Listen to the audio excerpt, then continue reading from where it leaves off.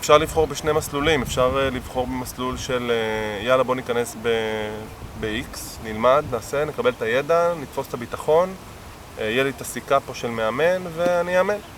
ותעודה כזו והכל בסדר ואני ארוץ עם זה.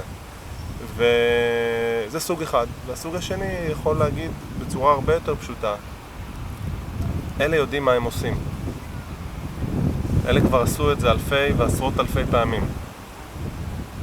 יש איזושהי סיבה לזה. במים האלה כבר שחו מספיק.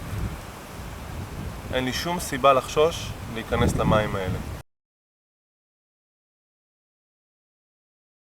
אחד מהדברים שהייתי בשוק במהלך ההכשרה זה מתודה מאוד פשוטה של לתת פידבק.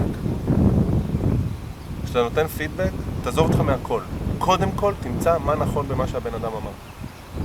קודם כל, הייתי בשוק. מה זאת אומרת קודם, גם אם אני לא מסכים איתו? תמצא מה הוא אמר נכון, זה לא חשוב, זה לא קשור למה אתה חושב מול מה הוא חושב. קודם כל תמצא מה נכון במה שהוא אמר. אחר כך תקשור את זה אליך, ואחר כך תוביל אותו למקום שאליו אתה רוצה להגיע איתו.